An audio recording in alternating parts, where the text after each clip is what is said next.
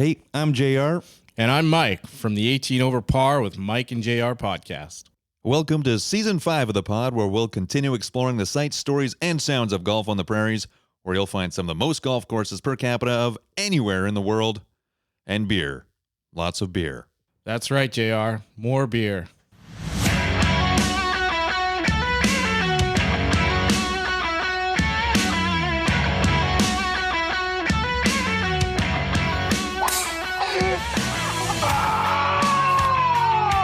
It's the 18 Over Par podcast with Mike and JR. You suck, you jackass.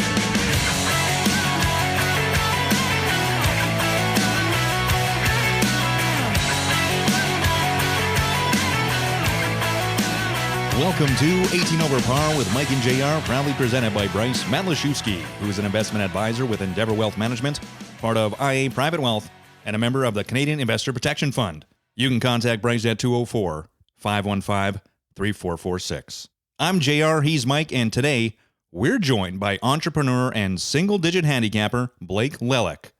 He has one of the best handles on Instagram and recently became co-owner and president of G.J. Andrews on Academy. Typically, you can find him on the greens or in the clubhouse drinking wine at Glendale Golf and Country Club. We're back in a place. Would this be the third time that we've been in this office? Oh, well, the first one would have been El Presidente Chappie.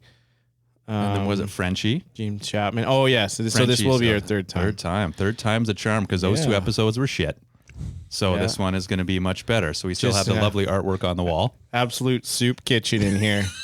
Dirty Mike and the boys. Not the best color for you to be wearing while sweating, Mike. They do have a sauna here. So it's this color? Is the sauna right below here? Maybe that's why. Slightly below, yeah. It's going to be pretty close. Okay. I think we made the soup kitchen reference both other times. But yeah, beautiful place, nice carpet, and beautiful art. See Chapman's art's on the wall. He is an accomplished painter. Studio G. Studio G, yeah. Studio Glendale. G. So we are at Glendale. And we want to give a shout out too. So if you are an art collector and need that wealth managed, well, hit up Bryce Matlashewski. He is an investment advisor with Endeavor Wealth Management, part of IA Private Wealth, and a member of the Canadian Investor Protection Fund. You can contact Bryce at 204-515-3446. You can also check him out on our link tree. Let's go to our social media, click on our bio. And we got our link tree right there. And it'll be updated with some lovely links like for Glendale. And we also have the Manitoba Open link up there because the Manitoba Open is coming up end of August. It is at Breezy Bend. First time in a long time. Actually, I don't even know if Breezy Bend's hosted it before. But regardless, our fact checkers can check that one out for us to see if it has been played at Breezy Bend before. But they are growing out that rough. Yeah. And here, it is lush as well. And looking very, very nice. Lush. Just as this wine is. Very lush. I had one sip, and I was like, oh, this is probably the best red I've ever had in my life. I've maybe had two or three, so I don't have a lot to compare it to. Two or three? But this is 2 or 3 red wines, Yeah, different types. Yeah. I'm not a red wine guy. No. So Okay. I'm interested to learn a little more. Oh, okay. You know, a bottle a day keeps the doctor away kind of thing, but this was very good. Yeah. So what is this? What are we drinking here? So we are drinking the Vantage Red from Fair Oaks Winery. They are in Niagara-on-the-Lake, and they are exclusively sold at G.J. Andrews. We are the only place west of Ontario, actually another place in Canada right now that is selling Fair Oaks wines. This is one of 2 non-vintage wines that they carry. Everything else they made is a pure vintage wine. This one is a blend of grapes from 2019 through 2023, mainly being Zweigelt, and then Merlot, Syrah, Malbec, and Cab Franc. Interesting. That was a lot of words. That sounded very fancy. It all adds up to a delicious wine. Can we ask what this retails for? This retails for $22 a bottle. Well, that's in our price range. Oh, shit. I was just saying before we came on, because I was out here at the Stars Golf Tournament. I was playing with Frenchie, funny enough, and Dave Wheeler, who you've also been on Wheeler After Dark and been on the podcast with Dave Wheeler. We were out here golfing, and you were on the 16th hole. So it was get it closer than yourself and Nigel. Nigel Dawes, who is your partner. Is there 2 or 3 of you guys that are? There's 3 of us. 3 of them, okay. But regardless, put it close, double your money. So I got $40. I think Frenchie's got $200.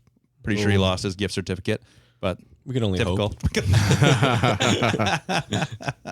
I got one more question on the wine, though. You said non-vintage and vintage. So what is a I guess what's the difference there? Non-vintage has a blend of multiple years of the grapes were harvested, whereas Right. vintage would just be the one year that it was year. picked. So there could be a vintage. There could be a vintage blend. Well, you could have a vintage blend of different grapes from the same year. Right. But this is multiple grapes from multiple years. Interesting. And $22. And GJ, it's on Academy? It is 384 Academy Road. We also actually sell it at the Keg and a few other restaurants across the city. Okay. Oh, well, you know what? We'll hold on to that because, we're talking about vintage and vantage and et cetera, et cetera. This office could use some venting because, it's toasty It's already. not that hot in here right now. There was Not that right one now. time when we were cooking in here. Probably because, the sauna But it was was dialed up. Yeah, okay. Sauna was probably dialed up that day. But we are at a golf course. We're looking out. It's a beautiful evening here at Glendale. And for yourself, Blake, how did you get into this game of golf? I got in at a very young age. My dad and my grampy, so my mom's dad, really got me. I like that you call him Grampy. All right. So we were hitting balls from a very young age, but I played my first game when I was 5 years old at Gilbert Plains with my dad and my baba, so his mom. Wow. What a place to start. No kidding. Yeah, that's. I think they still only had 1-9 at that point. What were you up there doing, or is that? My baba lived in Dauphin. Yeah. Dad's from there, so we're out there, and that's where I got to have my first round. Great. Yeah, it's a fun course. Did you pick up the game quickly after that, or did you kind of maybe take a few years off? Didn't play a crazy amount when I was younger. Would have been probably like 10 to 20 rounds a year. Okay. And then as I got a little bit older, kept picking up more and more and more, and now it seems to have leveled out to some kind of normality, I guess. How many rounds are you getting in nowadays? Usually average around 60 rounds a year. Yeah. Best year during COVID, I hit 95 rounds. Oh yeah. Okay. But 60 seems to be around the average number now. That's a good number.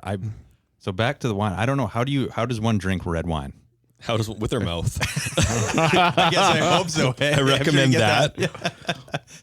So you always do want to, with any wine, is to give it a swirl to oxidize it. Okay. You do want to bring it up to your nose. Look for any notes that way. And then as you're taking a sip, also inhaling through your nose while doing so to help oxidize the wine. Generally, then I will swirl it around my mouth a bit, breathe in while looking down, and then finally swallow. Okay. Very good. This is where we need video. I was gonna say, this would be perfect for Perfect that. We'll on just take video. video. That's all this whole podcast will be now. We'll throw it up on YouTube, just you drinking wine. That's it. But that was a good description. It was That was. The descriptive TV they have now. Sometimes I watch that. But that's good. I love red wine. I don't know what notes I'm tasting. My palate is very uneducated, not very sophisticated, I guess. See, I don't even know how to swirl it. I need a lesson swirling. yeah. Easiest way I to don't even start know, is yeah. just put it on the table. Okay. Splash it all over the some fingers podcast around, board here. And then Okay. Oh! I don't know. I don't have that. there you go. All right. That's Give it a why little you- sniff. Now that I'm actually thinking about it, I notice a difference. This is great. That's it. We're done the podcast. Thanks so much for coming. So just drink more wine. What notes am I tasting here? Okay, let me actually take a look at this now. And And this could be for the listeners terrible podcasting, but It's our show. We do what we want. right. I'm generally getting bramble. There's some lead pencil shavings on there. A bit of tomato leaf. There's a bit of stewed plum. There is a little bit of blueberry coming through on this. And a whole lot of James Chapman. I think he just pulled in, Oh, nice. and definitely some cranberry on there as well. Oh, you parked in front. You could have parked in his spot. Yeah, I could have parked in the spot I was going to. And then, there he is. Oh, he took a shower. He's looking great. Blake, have you ever thought about are you a sommelier, or have you done some of that training? I have my W's at level 2. I've taken the level 3 as well. I need to write the exam for that one. Okay, so you're on your way. Yeah. That's super cool. I one time watched a sommelier Netflix documentary. Okay. And it was super interesting, and I got pretty I went down that rabbit hole, but I did not know this about you, Mike. I think I just like I've known red you for how wine long and I had no idea. Yeah, I like my Carmeniers, and Cab Savs and Malbecs. A lot of South America. Yeah, South America, Chile, Argentina. Okay. I'm gonna have to take you to GJ Andrews to use that $40 gift certificate. Sure, yeah. And I've been in there we'll record. before. Oh yeah, of course. But yeah, we kind of got way off golf. Maybe No, we no, get that's to all get right. back into golf. Yeah, well, that's how we will. We'll get back into Okay. golf. Do you drink wine on the golf course? I do not that often. Okay. I have. In Kelowna, they were definitely serving wine on all golf carts. So if that was the case, I was drinking wine because been on a wine trip. So I felt like that was the right thing to do. Yeah. I don't drink wine here on the course. I guess if we served it on the cart, there's a good chance I would. And it is my Right. drink of choice. Nice. Well, now I guess going back a little bit, you talked about learning the game at Gilbert Plains. Did you just get a cut down set of clubs, or were you playing with plastic clubs? Like, how'd you get?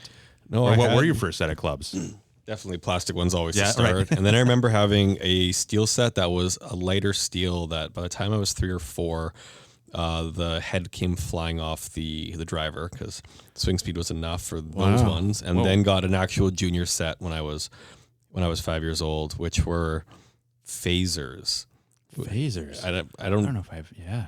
I've seen some kicking around over the years here and there, but it was, an actual junior set. It was the classic 3-wood, 5-iron, 7-iron, 9-iron, and a putter. Just all the things you need. Were you at a club when you were growing up? No, growing up, it was mainly the old 10-pack passes at Tuxedo. Oh yeah. When Brock was a pro and always gave specials for that, my buddies and I would always get those every year and play a bunch of golf out there. And then I worked at Glendale when I was in grade 11 and 12. Okay. I worked in the back shop here. And then I joined in 2009. So I've been a member of Glendale for a long time. Did you hit any of the members' clubs? When I was working in the back Yeah. shop, I did not. Just steepers. Good answer. Yeah. That's a pro right there. He knows what he's talking about. What's in the bag now? I'm still playing AP2 irons. Just got some new SM10 raw face wedges.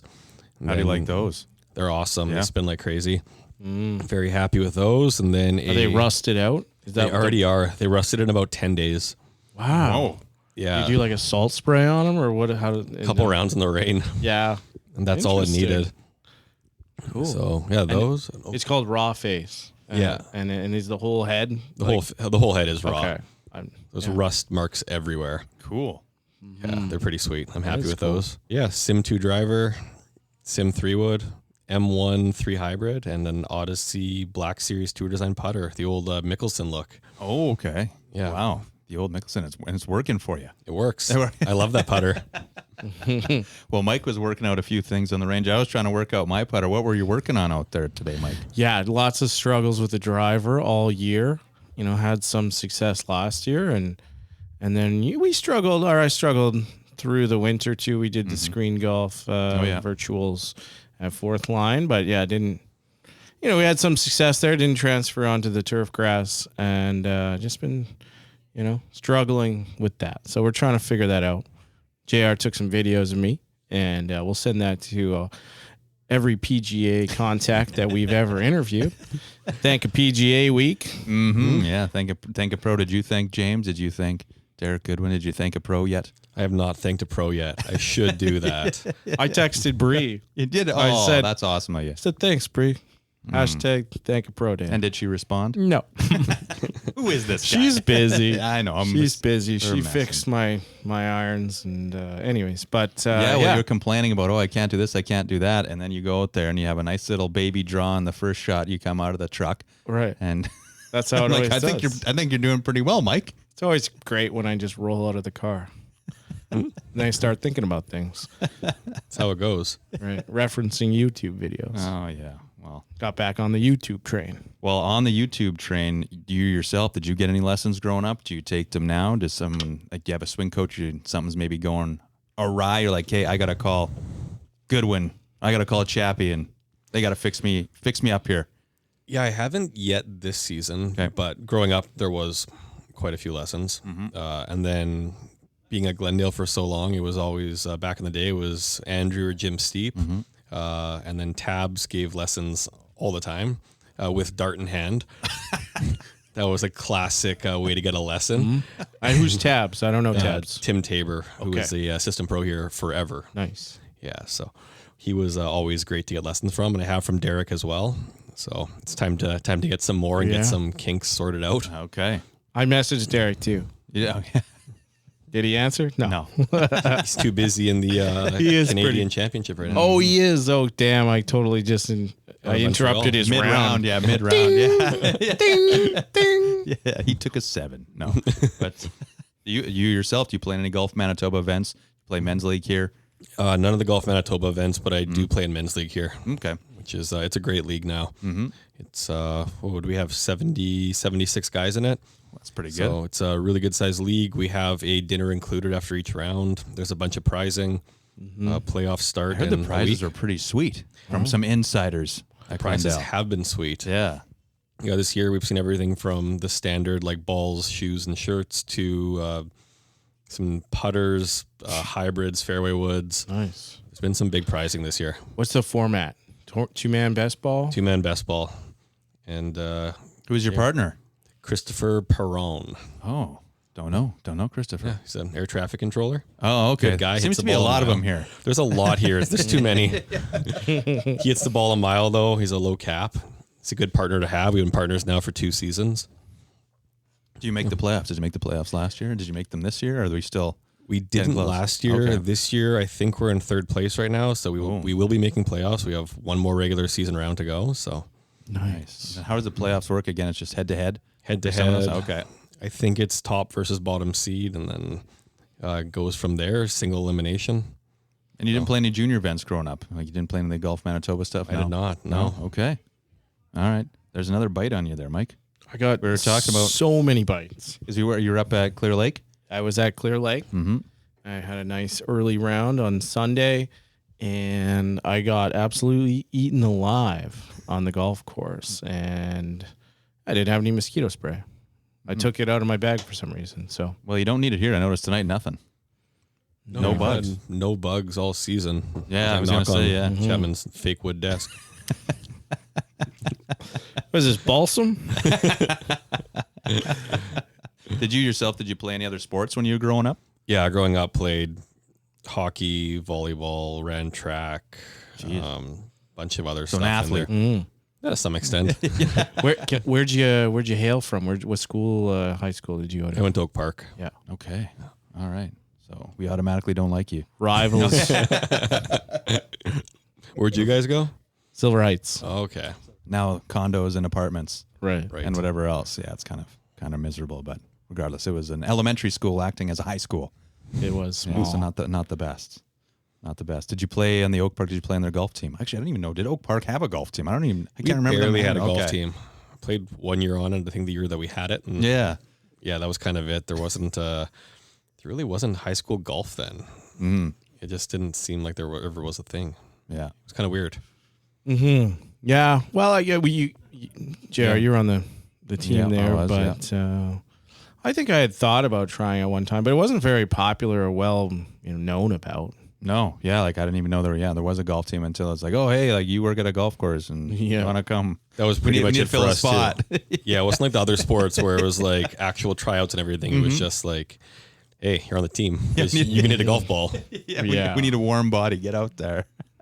Yeah, and we got free range time actually that year. I remember I was grade 10 at Champion's Nest when that was on the perimeter. Okay. Yeah. We had go- the west perimeter, just outside the west perimeter, Yeah, right? we all had to pick balls like once a week and then got free range time for the team. And they had the that's 3 fantastic. holes there. Yeah. Yeah, was that? I think that was Terry Hashimoto's. It was. Who was on the pod at some point. I don't even. He We're did. throwing out all the names here, and it was funny when we were walking up. It's like we always forget which.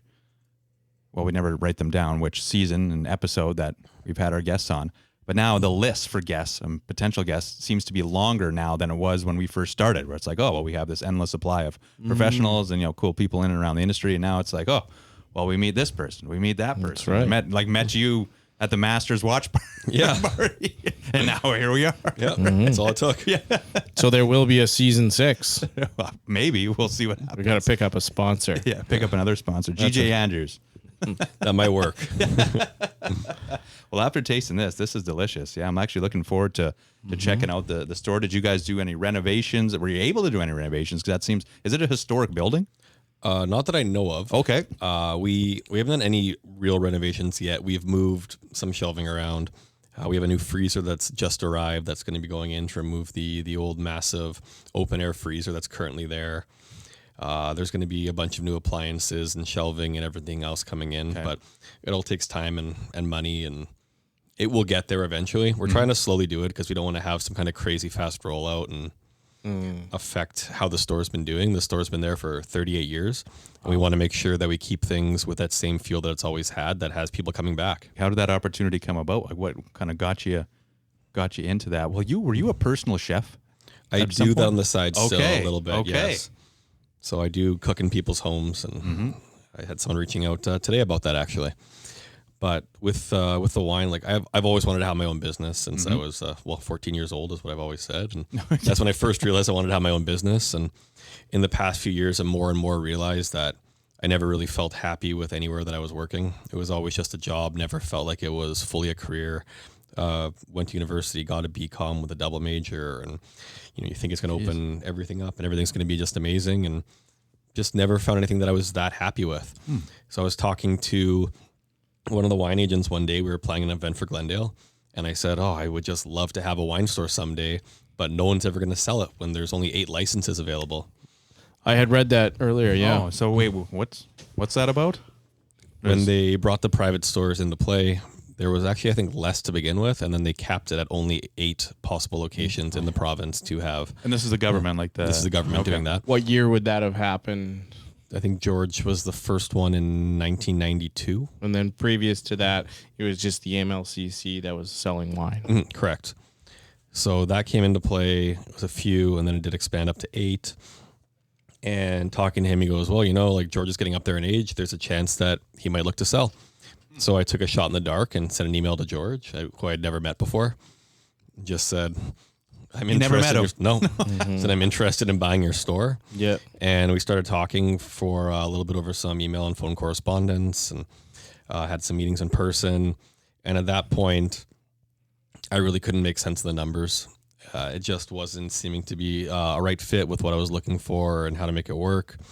And I kind of backed off from it, which was sad to have to do that and just say, like, if I'm going to buy this, I have to be able to make money, and it has to be in a certain amount of time, and thought through all that. And then come around this past August, he had sent out an email to everyone that had an NDA with him and said he was actually looking to sell. And at that point, when I looked over the numbers, they had changed from when we originally talked. Okay. And they made a lot more sense to me. I was thinking it over, and I went to my current boss at the time, and I said, Dave, I love working here. This actually is finally a spot that I am very happy. I know you're grooming me to be in a bigger role here, and I would love to stay here as long as I can. However, I have my dream opportunity right now, and I want you to invest. And I told him what it is, and he goes, okay, well, how much do you need? Right there, he was already on board. Unbelievable. But he'll always say to everyone that at that point he thought there was like a 20% chance that it was going to work out. And as the weeks progressed, that percentage kept going up and up and up because he's started multiple businesses over the years that have been extremely successful. But he has also found in certain times with acquisitions that those acquisitions haven't fully panned out based off of numbers or partners or whatever it might be. So we knew there was a very small chance it actually would work. So after Dave was on board, I then went over a few days later, talked to Nigel Dawes and his wife. They always had told me for about a decade now, if you have a plan, we're going to invest. So I had a plan, and they decided to invest. Oh, that's great. So then we still had many other conversations after that and going over all the financials with that. And then the last I had to go to was to my parents and ask for some additional help from them.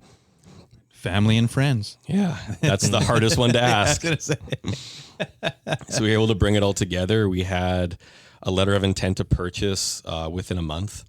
Oh, wow. Dropped off Holy. a large deposit. And in November, we finally were able to close on financing. That was a long process with legal and banks and everything else with that involved. And Yeah, we finally got to talk on it publicly a little bit come early January. We took over January 20th, but it was a lot of secrecy for a very long time. And very hard to keep quiet for 2 years. Yeah. Yeah, I was gonna say, that must be 2 years. Wow. I guess it is. Yeah, it's a laborious process. Certainly. Literally. Certainly, yeah. Sure. I would have. A lot of shirts, holy shirts and pants. I would have spilled the beans. You sell any beans at GJ Andrews? Yeah, we do. Tell us about beans. Yeah, We what heard about products? grapes. So what products do you offer? Like, I'm familiar with it. JR, you've been there. Yeah. What products you got at GJ Andrews? So, of course, we have the wine, as we discussed. We also have a great butcher shop. We have the best beef in the city. We're going to be selling right away. We are upping everything only to Canadian prime beef. Okay. It's going to be Hell huge yeah. to be carrying that. We also have a bunch of seafood, cured meats, a massive cheese counter. We have ready-to-go meals or takeout food with someone cooking that every day in store. Then all the specialty products that you can't find anywhere else in the city, from chocolates, cookies, crackers, spices, and sauces. Then a full produce section, dairy fridge. Kind of goes on. Oh, yeah. Can I get rewards there? There's no rewards program currently. I have been asked that a few times. Really? Yeah. Get the punch card. every 10th wheel of cheese, get a 11th free. Yeah. I went there. I've been there a few times. One time I was at Leopold's having a nice Christmas beverage with a friend. And then we were having a party later that day. So I picked up some wine, picked up some cheese and some charcuterie stuff. But then I had to go to the washroom. And then I was escorted downstairs into the basement to go to the washroom. The dungeon. Yeah, it was cool. Got to see the behind the curtain, and then I got my stuff, and then I Ubered back home, and we had a party. But so I got to see the basement. Yeah, the basement's something. It's quite the office down there, and then all the other storage. So it's a sight for sore eyes. Well, you kind of mentioned a little bit like the renovations. Are you in tune? Are you going to be renovating your golf game anytime soon? Is there something you're working on right now, or just trying to get out and play as much as you can? I feel like I've been having a pretty good season. I'm striking the ball well. Okay. I'm happy with that. I do need to work on my driver. Something's missing right now. Just I'm not confident with it. It's not flying as far as it should. It's a bit too spinny. So it'll Maybe me and you can team up on a lesson with DG, and then we can thank him. got to make a social media post. Yeah. That's good. I think you did. I think you did share something about thank a pro day. Yeah, we did. I think we did. I think I shared it before. Yep. Oh yeah, and then the president of Golf Canada there, Deb. That's Golf. Sorry, Manitoba. Golf Canada, sorry. She's Yeah. the executive. Yeah, there. PGA Manitoba, you're right. Yeah. Insert name here. Okay.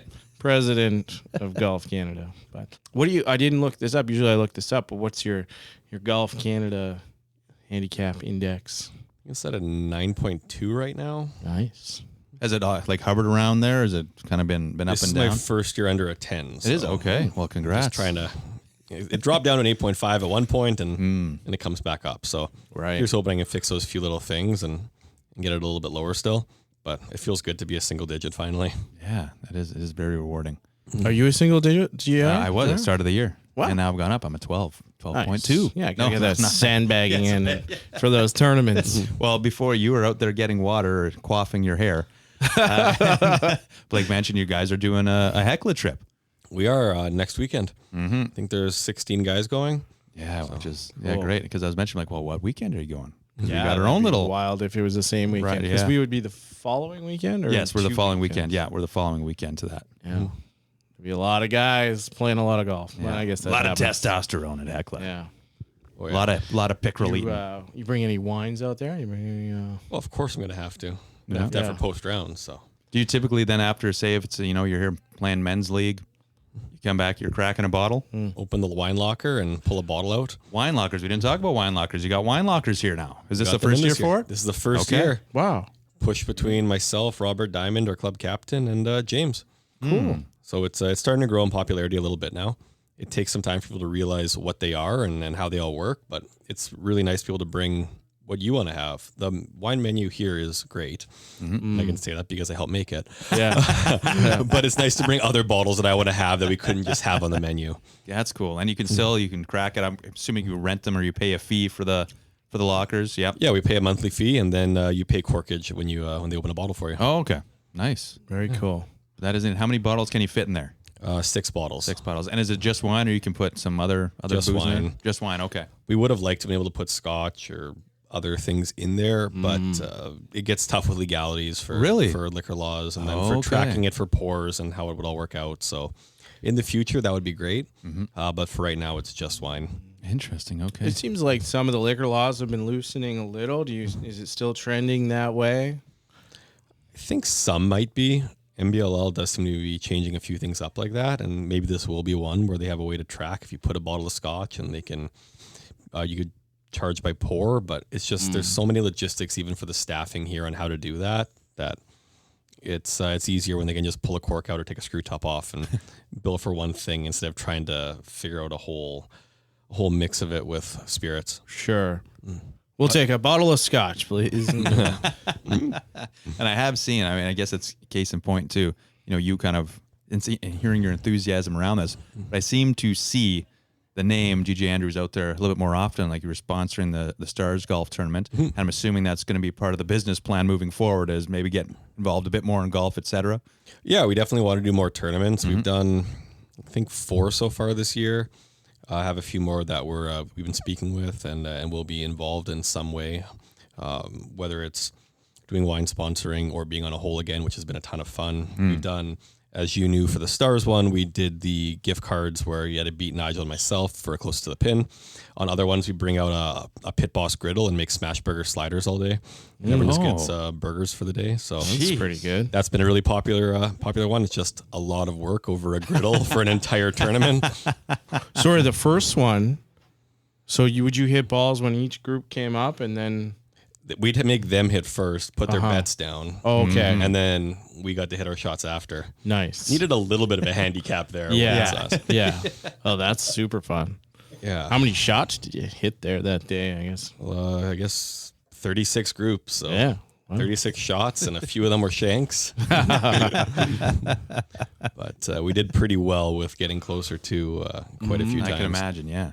And the one thing that I noticed is you got a pretty interesting swing, at least to me. I was like, that's interesting. I've heard that's that before. That's an interesting swing. So is that just kind of came naturally to you? I think that's I don't even know how to describe it. How would you describe it? A little bit flat. Okay. All right. That's what I'm told. Yeah. A little flat. Yeah, that's one of the reasons I do need to talk to Derek. Are you thinking of changing that up? Yeah, it needs to be. I don't know, that day I was getting a bit quick again, which has always been a problem. Oh, at the Stars Golf Tournament. Yeah. Okay. And I know that has always been a problem for me. So it's slowing it down, making it a bit more steep, and it'll come together again. Yeah. What is your miss then usually? I don't know if I want to say a pull hook, but it is going to be overcooking a draw. Okay. Interesting. All right. Even with that being flat of a swing, maybe that's a thing. I don't know. I mean, I'm not an expert. Thank a pro. Talk to a pro, and they'll tell you if you're what's going to happen if you miss. Yeah. I miss left. And that's a tough hole too to be on to put it close. And it wasn't that one of the toughest pin locations. So 16 is kind of resembles. Oh, what is it? 16 at the Masters at Augusta, the par 3. It's similar to that. So, anyways, with it's like right the water in front and the bunker in the back. Yeah. We're gonna sound like idiots here. Big time idiots. It's 16. We'll go with 16. So it's right to left, and then this one floats down to the river. Yeah. And it is anytime there's a pin on the top. I've never played I've played Glendale maybe a dozen times. I've never seen the pin at the top of the hill. It was that day. And it was that day. So you pretty much have to hit it in the hole, or else it's going to roll all the way down about 40 feet, and it's going to end up by the river, still on the green. Yeah. But that's a tough. It was tough front. pin. Was it front? Kind of on that. No, it was like the Right. back, backish, back middle on the hill rolling down. We Blake's all doing some. a little lip pillow. You're gonna do it. Get those rolling. It's not an easy shot when you hit a draw, where you're having to play it up over the tree line, then off the mound, and have it softly land in there. Luckily, Nigel's a lefty and hits a draw. That would then play up the mound. So we had both ways coming in all day. Yeah. We also do sell cigars at GJ Andrews. Right. Nice. Okay. So That was I had that in my notes. Really? To ask about, because thinking of, we're going to Hecla. We're having 24 guys. You're having 16 that are going to be up there the week before. I'm assuming you're going to bring some cigars, maybe some wine or champagne for the winning team. Yeah, we'll see. Yeah. There will be some cigars brought up for sure. We used to have the Champagne Classic. Hecla Champagne, yeah. Hecla Champagne Classic at Hecla. Oh, shocker. Yeah.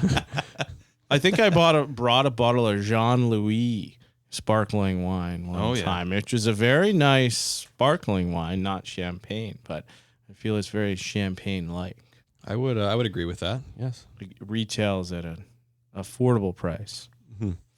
I'm thinking of that one. If I'm correct, that is a Cremant, which is still a French sparkling. It's just outside of the Champagne region, so it is quite bready. Okay. Yeah, it's a very nice sparkling wine. Very good.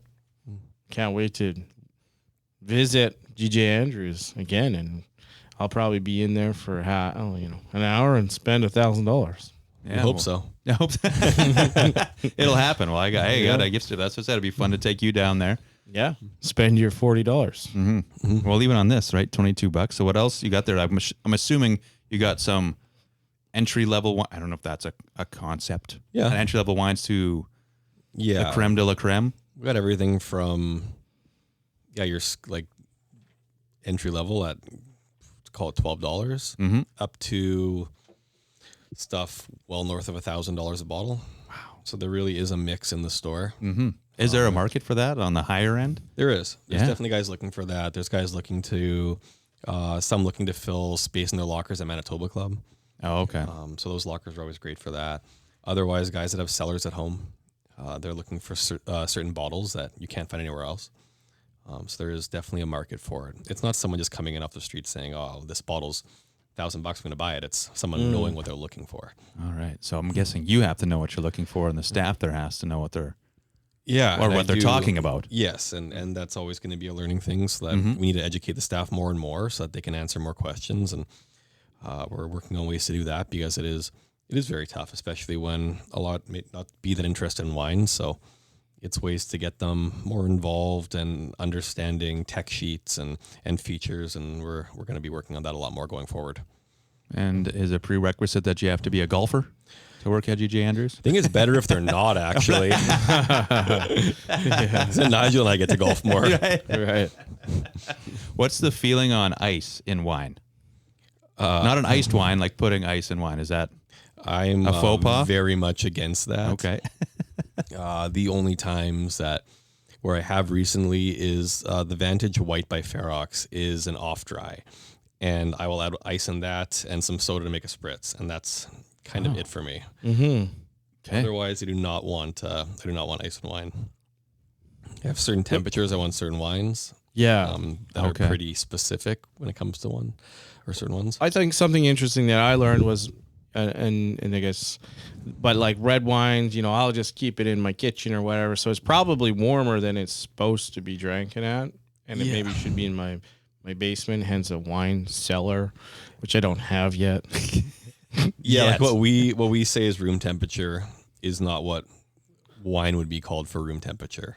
Room temperature is actually like 16 to 18 degrees Celsius and not 21 and a half or whatever else you would think it is. So don't take your wine in your golf bag because it's going to get it's going to get different toasty. bottles for that to insulate them. Yeah. Well, the Assiniboine Pro, he liked his De La Sapenko. Yeah, so I'm not sure if we there's talked a few about that, stories. Yeah, there were a few stories. He enjoyed a glass of wine on the course. Yeah, we would go out and take a bottle out and have an emergency 9. I mean, this was back in the day. It was the wild, wild west when we were growing up there, Sure. Mike. Okay. And it was the Assiniboine Golf and Country Club. And yeah, you'd get an emergency 9 with the pros, and there'd be some wine. Yeah, some wine on the golf course. But you did it. I have a question. There's some peppers to your left. I don't think you brought them. Are those James's peppers? Are those real? I think these are just James's snack. Office here. peppers? Snack. Office peppers. Yep. Man, good. I got to get some office peppers. Gonna start a trend. Are those legit peppers? They are legit peppers. Okay. We'll have to ask him about this later. It'll come up. We'll get him on the pod. We don't know where he showed up, and then he disappeared. I saw he had 3 bags of clubs he took to his car. So anyway, okay. now we're incriminating him, and we've got to cut that. Oh, I wanted to ask, where should we be eating? Oh, thank you. In the city, please. Yeah. Or Oh, sorry. you seem like wait. what do we call? Do we call you a culinary expert? A was it gastronome? Is that the word? An astronomer like those two at the Coldplay concert. I like the term gourmand. Gourmand. Gourmand. Okay. Gourmand. That's a good word. That is a good word. Yeah. Oh, what are your favorite restaurants in the city? I guess. I love Passero. I miss McKay. That was my favorite when it was around. Susel, always amazing. Big fan there. Wine list is great. The tiki cocktails are great there. Passero moved. Right, they're on is it Corden now? Yeah, or? they're on Corden there. Where else? I mean, Hearth is great for Italian. I have a bunch of favorites out there. I think that they all serve their own purpose. And the one, I mean, we have our regulars we always hit, and the one that's not going to be my top culinary choice, but every Wednesday for lunch, you'll find us at Frankie's in the lounge. Okay. That's the other business, our third business partner. Yeah. That is his choice for every Wednesday, and it's become just a spot for the two companies to kind of meet with the partners and go over everything for the week, and it's half price wine there. So, Okay. Half price wine Wednesdays. Nice. so we have a bunch of our wine. You got to getting get carried Joe there. on. Yeah, right. We've been talking about that for a while. And they've been moving a lot of this Vantage Red. They have been. Okay. Well, I can see why. Now it's like, now I'm a red guy. Apparently Yeah. I'm a wine guy now, Mike. I literally have carted bottles of wine from Nova Scotia to Calgary to here. Because I'm like, I don't Really? think I want to drink these. But out Just carrying them across literally, the and then province. you can come there. You can come. You can see my bar, and they're collecting dust. Wow. No, mine. Although Don't. Nova Scotia, I did not realize this. They have a wine scene there. They got some vineyards. They do. Benjamin Bridge. There's a few others. out Blomidon. there. I think I don't know if Blomidon's still around. I remember Blomidon, but Benjamin Bridge, yeah, is one that comes to mind. Did a few wine tours. Pete from Pete's Fruitique, Pete Luckett. I don't know if he's still doing wines, but yeah, none in Manitoba. There's no Manitoba wines. Low Life Barrel House is actually Really? producing There's- wine now. So they're bringing grapes mainly in from Ontario, from Niagara, but they're also doing some Marquette grapes, which were a hybrid varietal that started in the University of Minnesota, and they were a hybrid built for cool climates. So there's some stuff coming out of Manitoba now, still mainly ciders, but Low Life, which we do sell as well, has a couple SKUs right now. of wine. No way. Might come pick up one of those. They're interesting wines. Yeah, hey, I like interesting. But they seem to be moving. People like them. I do enjoy them. They are good wine. They're different. They're natural. They're organic wines, and they're quite nice. But I love Canadian wines. Like that's been one of my biggest things for years now. I've been trying to find what are the best Canadian wines. How can we get more people consuming Canadian wine, and knowing that it is worth sometimes the added price for the Canadian wine over other markets. I took a trip out to Kelowna once, and Did you I play didn't- golf? I didn't golf. Oh, okay. There was a golf course within a vineyard. Harvest, maybe? I don't know. At the time, I enjoyed reds, and I guess most of that's kind of more south of Kelowna. Yeah, it'd be more Soyuz Narragansett bench, or- Soyuz, and down there. So I had drank a lot of white wine that day. Great tours, though. I mean, yeah, it's fun. Well, would you take your clubs if you're going to check out some of these vineyards, or you're bringing the sticks with you? Most of the time. The last trip we did to Niagara, I didn't. We just had more of a tight trip and wanting to really do it work focused, meaning going to wineries and trying a lot of wine out, see what to bring back. But that is now work, which is pretty awesome. Getting to taste wines, and is there a certain way that, because like, do you spit them out? Or I spit a lot. You do? Okay. On that trip, there was days where we did less, but definitely like kind of earlier in the day, or especially wines if you're not as interested in some of them. They feel a bit easier to spit Okay. versus some big ones you really want to enjoy. So there's a lot of spitting at all times. We do a lot of tasting, so you just can't consume all of it. Gotcha. Do you do tastings at GJ Andrews, or is that something that maybe has happened, or We've been doing planned to happen samplings in the Okay. store. We have one planned again this week. So we have been trying to do weekly samplings, but we have agents, reps coming by sometimes multiple times a week, bringing in bottles for us to try to see if we can get them on shelf. So we do a lot of tasting there. tasting offsite, and then I always love doing wine trips. So, Okay.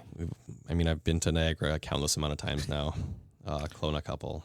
Niagara has a nice golf course out there, don't they? A few people have mentioned that. They have quite a few nice courses out there, and a lot of affordable courses. Okay. That's good. Okay, that's good to know because I can imagine in the Golden Horseshoe there, if you're getting closer to Toronto, the price is probably skyrocketing to what you're going to pay. But Niagara, Niagara's far Not so enough much, that there's some affordable stuff around there. nice. You've been to Niagara? Have I? I don't know. I went when I was like a kid. Why is that funny? I don't know. I don't know if I've ever mentioned Niagara before. Maybe off record. Thought you were bringing it up. Oh, You said it was, goodness. yeah, anyways. One more thing. Yep. Okay. I mean, we got a whole back nine that'll take an hour, but I was at the Jets game, and must have been 8 guys, and they all had nice G.J. Andrews snapbacks. How do I get a G.J. Andrews snapback? I might have some extras, and I think that might have been Dave, our third partner, and his sons, Okay. Oh, because a bunch of us had them on during the playoffs. Yeah, and they were white. Were they white? They were Obviously. white. Most of the hats are white, and yeah, we had those. Well, because we got them made for the whiteout, Yeah. and I remember seeing it. I was like, oh, that's a cool hat. yeah, we were busy in the Ticketmaster lounge where we generally stay in. Yeah. Stay at the bar. Smart. Or you can buy wine down there by the bottle. Oh, you can. Yeah. Okay. Wow. Well, we'll look at you from our section. Section 221. Yeah, where we can see you. Perfect. Are you playing any other sports now? Are you keeping active, or is it pretty much just golf for you? It's pretty much just golf. Okay. I used to curl quite a bit in the winter. Need to find a team for that again. And the past couple winters just haven't been really that conducive to doing so. So, yeah, it's mainly just golf now. Okay, and you're missing club championship because you're going to be at Hecla, which, hey, good call. But do you typically play in club championship here? I typically do. If I'm around, I will play in it. And I heard it's a great club championship.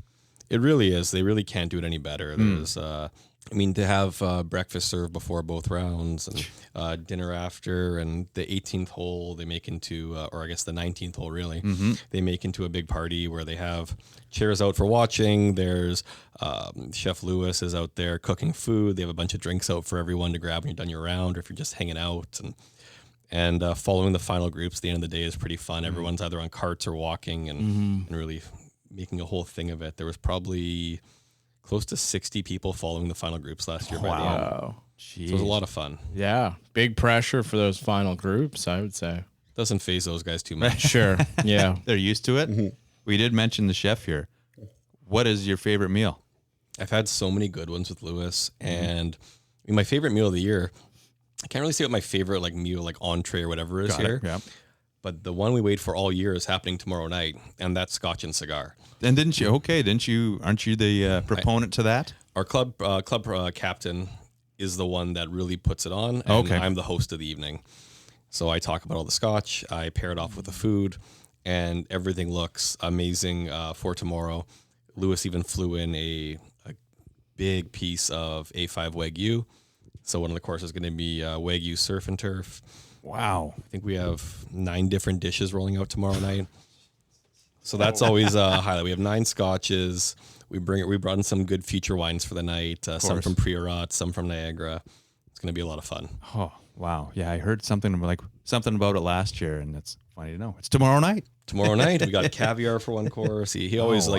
he just goes over the top. How many would you typically get? How many getting, say, for tomorrow? I think we have 48. Oh, wow. It gets capped out based on need a number that works for the amount of scotch opening up. Got it. So we kept it at I think 24 guys for many years because then it was just one of each bottle, and there was enough interest to push it up to 2 bottles of each.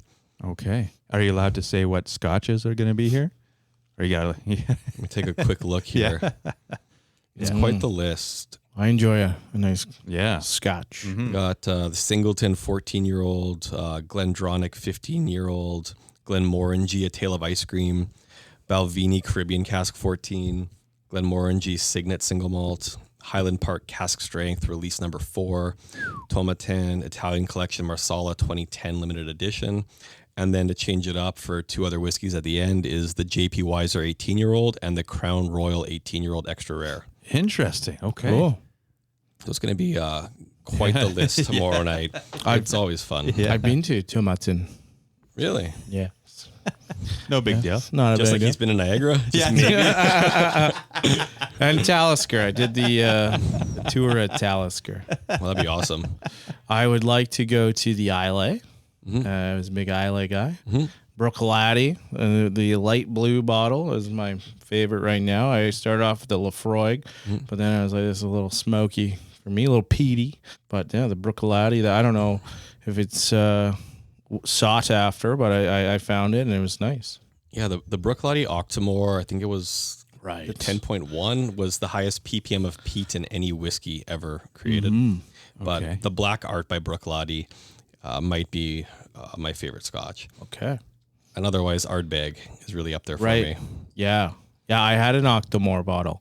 It was purchased for me by my father-in-law. Thank you. Oh. And it was very peaty. The smoke content. What was it called? What's the rating there? It's the ppm of peat. ppm of PM peat, of eh? Pete. That's wild. That would be a good podcast name. if one of our PPM names of were Pete. Pete. Yeah. We could change them. Hell, I've been to Niagara and I didn't even know it. We went that one time. We went that one time, yeah. Yeah, it was a boys' trip. It was a great time. I don't remember. That's how good it was. Do you want to jump into the back nine lightning Sure, round? let's do it. Well, we'll jump into the back nine lightning round. It is for Bryce Matlashewski, who is an investment advisor with Endeavor Wealth Management, part of IA Private Wealth, and a member of the Canadian Investor Protection Fund. You can contact Bryce at 204-515-3446. Again, just go to our social medias. You can click on that link in our bio, and it'll take you right there to a link tree. And Bryce Matlashewski is that first one. He's right there. You can fax him. You can email him. Talk about really anything. Counting pennies. Even though pennies don't exist, he'll tell you how to count them properly. But he has helped me out immensely. So thank you very much, Bryce. And thanks for supporting the show and golf and all the other things that Endeavor Wealth Management supports here in the city and in the province. Yeah. Blake, do you have a fax machine? We still have one in the store. No, yeah, no way. Is it hooked up or no? Yeah, one account still wants to fax us their orders. Their POs? Yeah. That's wild. Still gets used. That's great. Because when we first took it over, I asked, why is there still a fax machine here? Apparently there was a reason. Yeah. Valid question, I think. This Yeah. day and age. Yeah. Yeah, we get a few POs faxed to us once in a while. You got a nickname? Jazz hands. Jazz Hands. And where does that come from? Bartending at Earl's when I was 18. I got, first off is I played a lot of jazz music growing up. Oh, cool. Did musicals Nice. as well. And then when I was bartending and I got a little bit shaky when in the weeds, one of the guys decided to nickname me Jazz Hands. Nice. And I found out by picking up my tips one day and I was looking through and I go, Jenny, Danny, Nicole, Jazz Hands, Zev, keep going through. I'm like, where's my money? I go behind the bar and ask, who's Jazz Hands? And someone ran off laughing. I was like, well, I guess I know now. That's awesome. What instrument did you play? Mainly upright bass and guitar. Okay. I play a few others, but those were the big ones. back Still then. dabble? I still do. I had a jam session on Friday night. Very nice. Unbelievable. This is a question we need to start asking everyone: is if they've ever played a musical instrument? Yeah, that is good. Because, and I've mentioned this before, but JR used to play the saxophone, Yep. Nice. What kind of sax? Alto. Okay. and I played the trombone. Mm-hmm. So we could start. We should have a little jam session. Yeah, he was spitting on me the whole time because I was right in the row in front of him. Hitting you in the back of the head. I did that with my tuba spit valves to yeah. the sax players.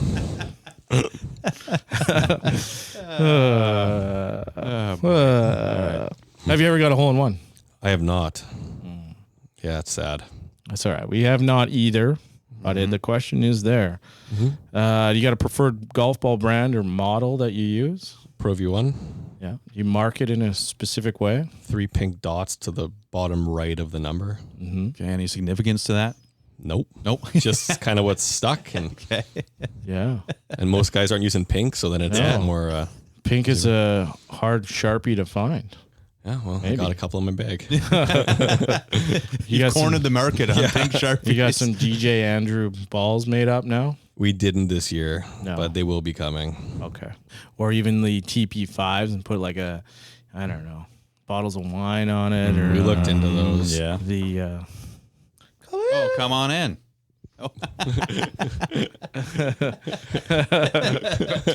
We'll take complaints. I thought he was James too. I hope we leave that one on the podcast. Yeah, we will. Bad time.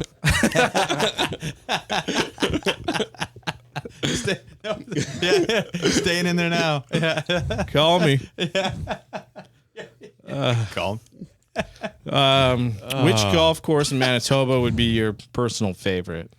I think I have to say Glendale as we're sitting here. Sure. Well, you've been here for such a long time. Otherwise, I really do love playing Clear Lake. Very nice. How often do you get out there? Do you get off once a year? I used to growing up. We always Okay, spent time camping up there. And now it's been a few years since I played there. Have you been back out to Gilbert? It's been many years since I was last there, like probably north of 20 years since I was last there. Yeah. That's a cool place. Yeah. And JR, maybe we get to play Clear Lake coming up. I don't know. I hope so. Yeah. Well, we'll see. It's a long weekend coming up. When this episode will drop, it'll be right in the heart of the long weekend. That's true. Go see. And it Folks seems up- like my Saturdays and Sundays have been rough. I haven't got a lot of sleep the Saturdays and Sundays, so I'm looking forward to dialing that back in.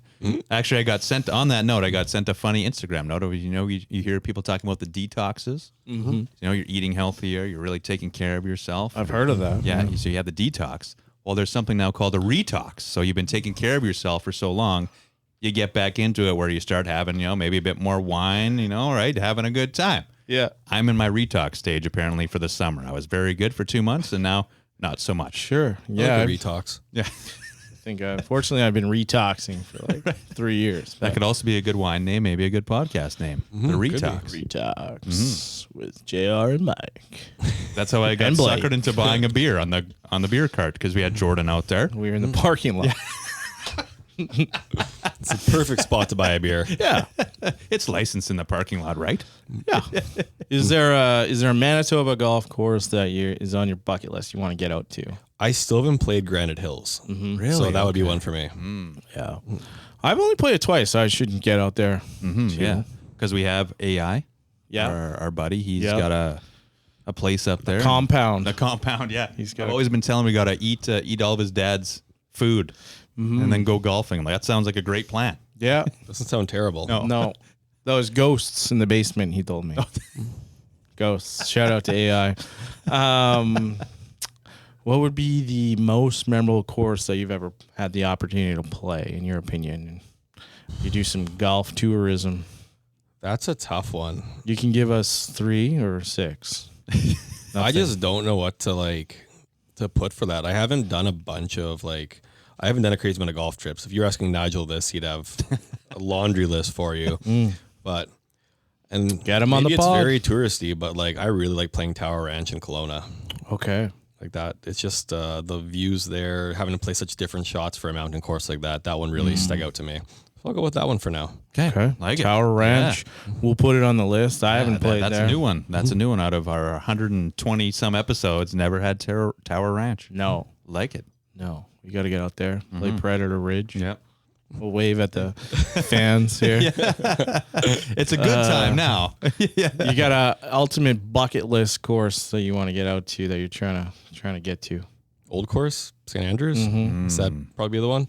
Yeah, it is. Would you call yourself a golf historian, or does that matter to you? Just want I'm to play not, where it no. started? Yeah. Yeah, there's course I'm gonna want to play, but when I hear someone like Frenchie talking, Oh yeah, he knows every last thing, and no kidding. for me, I just know courses that would be cool to get out to one day. he worked at the old course, right? He caddied there for Was there? Yeah, I thought he did something. Then Cabot. Cabot. No, they're just you're old. Here's a course. Come work. Wow, I was throwing haymakers. Sitting in the captain's chair here, Sorry, the GM's Frenchie. chair, and Yeah. throwing blows. What would be your career low round? Because I definitely had rounds at public courses over the years that I can't remember that I did break 80, but for Glendale, I still have not been able to break an 80. No way.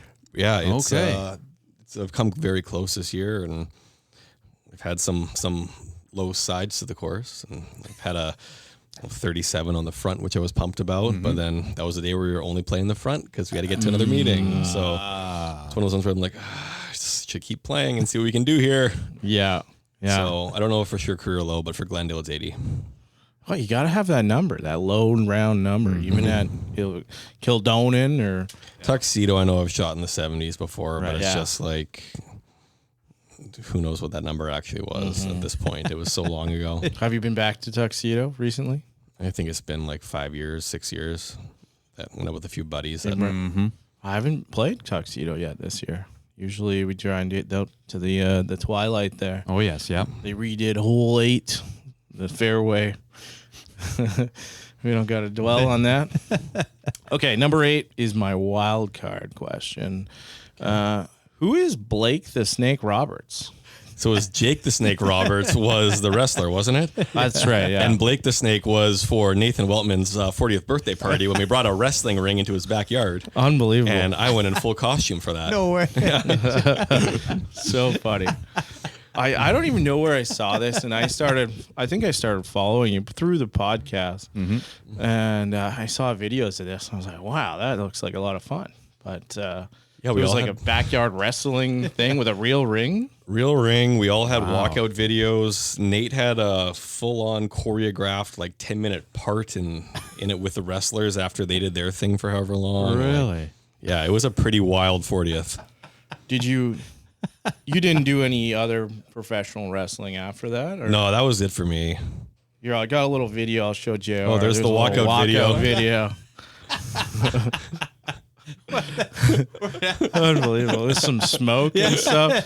Unfortunately, this is all audio, but it's That's awesome. eh? unbelievable. Mike finds everything on the interweb. No, Deep and dive. very convincing. I mean, obviously, Nate must have been a big wrestling fan. Nate is a big wrestling fan, big time. So it was a very fun birthday party to have everyone dressed up and out there watching a full show in the backyard. So funny. Did you guys like rehearse or anything? Or I wasn't part of it. We all went in costume. okay, And we all had our walkout videos if we got there early enough. But Yeah. he had a full rehearsed, choreographed spot for like 10 minutes. no way. Nate got into it, so this wasn't like a surprise or anything. He knew It was a surprise for everyone but him. I mean, I knew, but there was only like a few of us that actually knew this was happening. Yeah, It was his birthday. He's gonna do what he wants. Yeah, it was a wild birthday. that's Only fun. one injury. That's pretty good. Yeah. Ropes? Did anyone go off the top ropes or anything?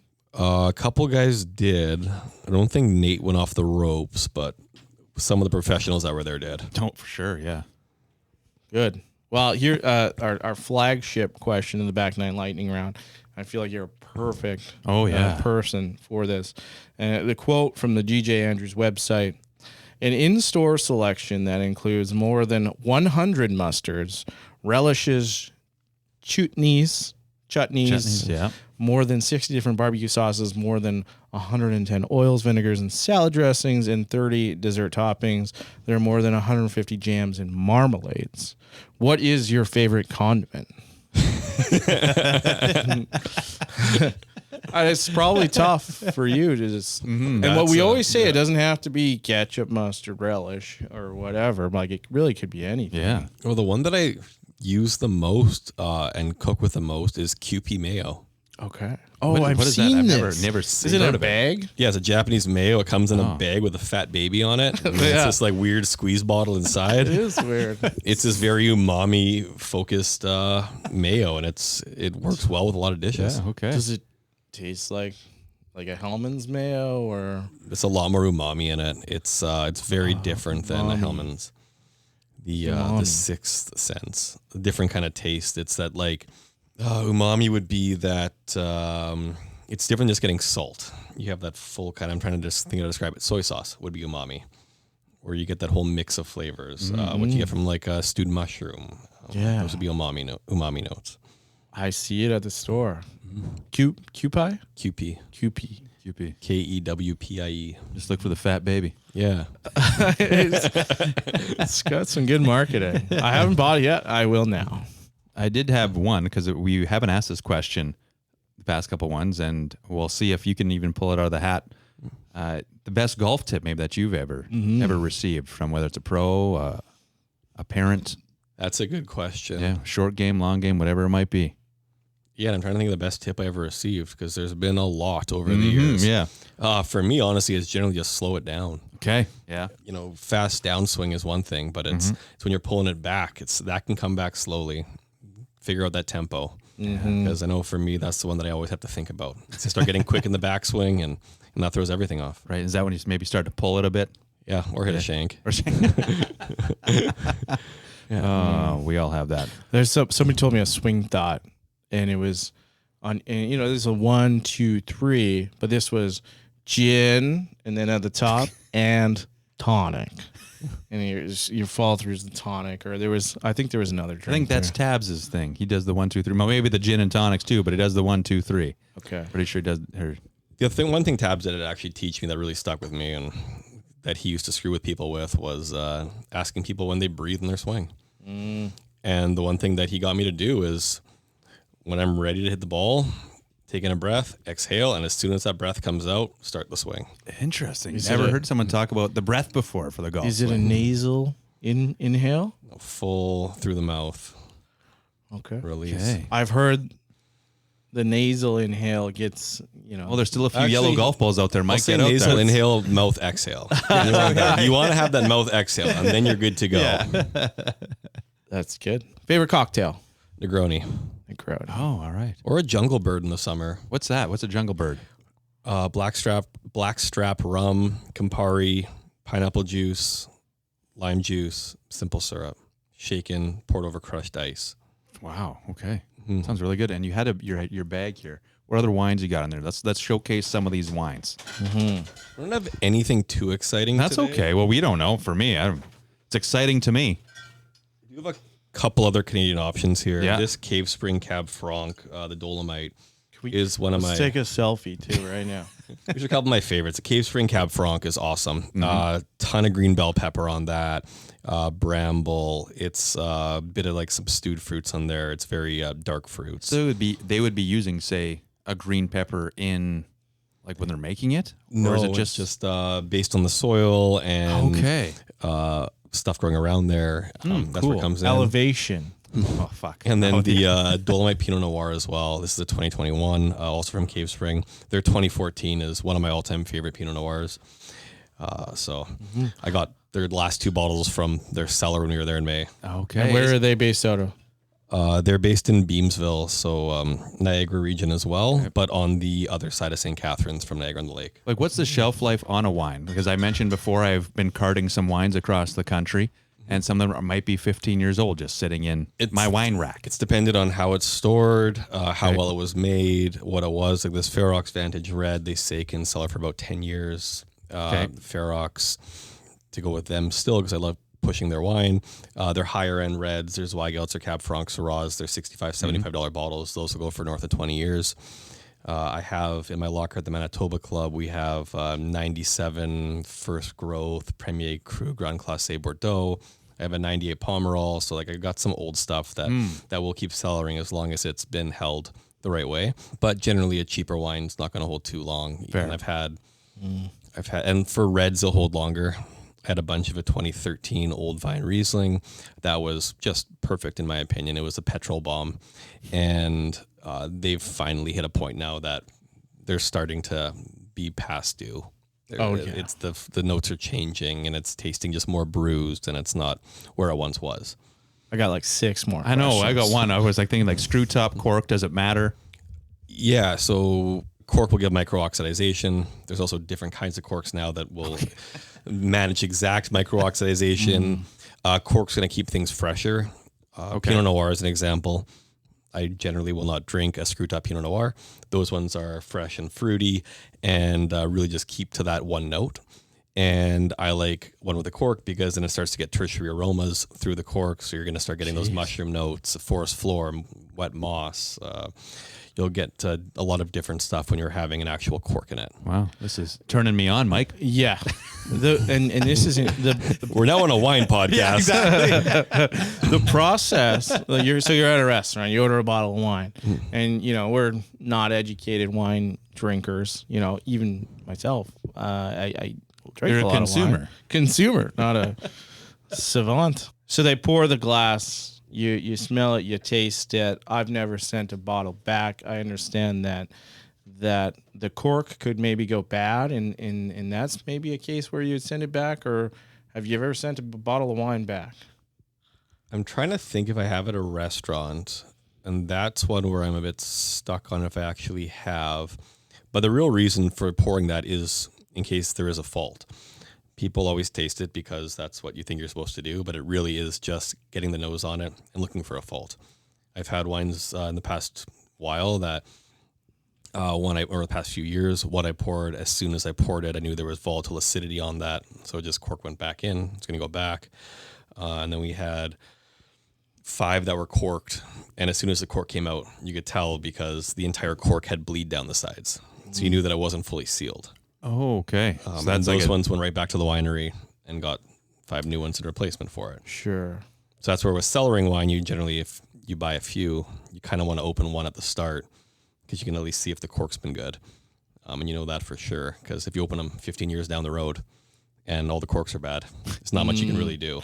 What about a dry cork? Should that be alarming? Dry it cork, crumbles? well, it really depends. An old cork, sometimes it's just going to happen. We had a 2014 Don Melchior the other day that when it opened, the cork did crack. The bottle was perfect, but it had been sitting for a long time, and it just happens sometimes. But it was perfectly sealed. You generally don't want that. Like, it happens if there's not enough humidity. But Right. Have you ever opened a bottle of wine with like a saber? I have a saber. I have sabers Really? and bottles. Yeah, It's okay. quite large. Do you only use that? Is that only for certain wines you would do that, or is that Sparkling. Yeah. It has to be for sparkling. Okay. right? You're supposed to chill the bottle for X amount of time first, the neck gets cold enough, and then follow the line on the neck. Mm-hmm. It is a lot of fun. Yeah, it looks cool. Yeah. It looks cool. I don't have a saber. I ordered one. From Temu? Is it a Temu saber? So Yeah. it's 3 sizes too small? Yeah, they're on sale. So. What about the trick like opening a bottle of wine with a shoe or banging it against the wall? Have you tried that? I've tried it once. We're getting way off rails. I have We tried got it once time. We before, got but time. now I just keep corkscrews in all my bags. Sure, yeah. All my bags have corkscrews in them. I've started doing that too. I worked at the wine festival one time. You worked or I you poured indulged? at the wine Okay. festival. All right. Brotherhood. But I had my spiel, and people would come up. Most people weren't very interested. They're no longer around because Mike was repping them. Yeah. Anyways, we got way off sampling, not selling. Good job, there. I Mike. forgot my other All right. 6 questions. That's fine. That so- was the back 9 lightning round. I remember this much. Well, maybe I don't. That's why I got my sheet of paper in front of me. And it is for Bryce Matlashewski, who is an investment advisor with Endeavor Wealth Management, part of IA Private Wealth, and a member of the Canadian Investor Protection Fund. You can contact Bryce at 204-515-3446. Blake, this was awesome. Thank you so much for this wine. I know we probably more than half the show was talking about some wine and food, but that's been fantastic. Do you maybe have any questions for us or an anecdote? Do you have a golf story or golf stories? I wish I was prepared for this. Maybe I know I was going to say maybe you can throw Nigel under the bus because he was not willing to throw you under the bus. But here's your platform. No, I'm kidding. There is no way I'm throwing Nigel under the bus. We work far too closely together for that one. And there is nothing bad about that man. I cannot say a thing.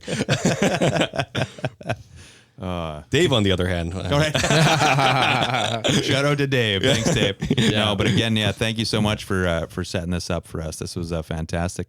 I will see you down at the store. We'll check you out, and I might get one of those. Get one of those Vantage by Ferrox. Yeah. Well, thank you And some guys. been really good. Oh, cheese. Yeah. Favorite I can do cheese? Wine and cheese. Ooh, that's a tough one. I really like the gray owl when we have it in.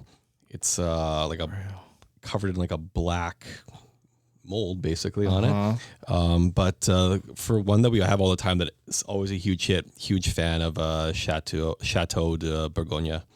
And it's just a beautiful, super soft cheese that it's really been going over well lately. Nice. All right. I like the one with the cranberries in it. The Wensleydale? Yeah, the Wensleydale. Those are Cranberry always nice. Wensleydale. I like I might that. have to get some, and I'll come see you at either Minnedosa or Clear Lake this weekend. One more statement. Yeah, go for it. One more. Okay, go for it. But you eat the cheese, you mash it around in your mouth. I think it's called chewing. chewing. Is that what you guys called call it? Chewing? Yeah, Yeah, chewing. chewing, yeah. You mash it with your tongue, I was told. And then you drink the wine, and that kind of, that's the wine and cheese thing. For me, wine and cheese, I want to drink sparkling wine all the time. Okay. I want champagne or a Cremant or a Cava, and that's why I want to have cheese, because I feel like it just always the high acid in those sparkling wines cut through the fatness. The cheese the best. Okay. There's different reds that will work. There's different whites that will work, but 9 times out of 10, you choose a good sparkling, it's going to be the best pairing for cheese. Good to know.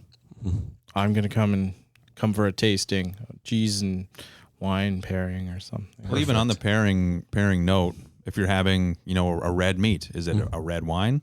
Or what are you pairing with that? Generally, I'm Yeah, going to okay. do it. It's going to be, but what that red might be can change so much depending on fat content of the meat and what else is going into the dish. And there's so many different factors that I'm not one to drink a big, bold Napa Cab with a steak. I find they're too jammy and it takes over. Okay. I'd rather drink a Cab Franc or a Bordeaux or a Pomerol or a Super Tuscan or something else in there. Learning so much. No I'm just kidding. gonna be taking notes now when I'm Yeah. when I'm re-listening to this episode. I'm gonna be like, oh yeah, because I've been out on the golf course, for 8 hours or whatever it's been, and then The listeners are much more educated and higher bored. brow. yeah, right. Or bored.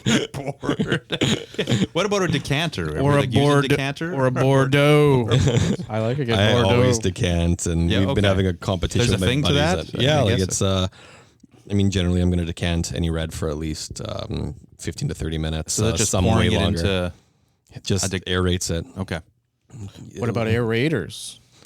They can help in a pinch, but it's not the same as actually decanting and having it sit in a larger space with more oxygen. And because if you think of it like a older wine, hasn't seen oxygen for 5, 10, 15 years, it needs to get that oxygen back to really.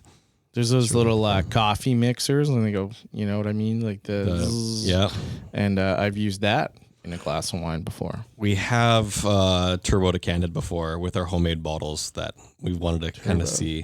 So we've thrown them into a Vitamix and whipped the crap out of them just to get a better idea. You make wine, Yeah, we get grapes from California. We're getting about a ton of grapes a year. and are you selling 1 this, ton. or this is this, This is just for home use. I have too much wine at home now, though, so we've kind of Right. taken a break off of this last year for making it, and it's a very long and it's just a very long and hard process to do from grape. Okay. A lot of science behind it, which one of my buddies does the most of. Shout out to Dave. Different buddy. All right. Well, thanks again, and again appreciate the wine here, and I felt like I learned a hell of a lot. Now I got to go take some notes. Perfect. Yeah. And smell some notes, right? Is that a Smell thing? some notes. It is. Hey, there Yeah. we go. There you All go. Learn it. I learned something. educate our palate. I gotta go. I'm gonna go eat a bunch of pencil shavings, and then and hit some drives. and then see, and then we'll finish the 3 other bottles he brought. All right. Well, have yourselves a great night, and we'll talk to you next time. Bye-bye. So long. And you can count on me waiting for you in the parking lot.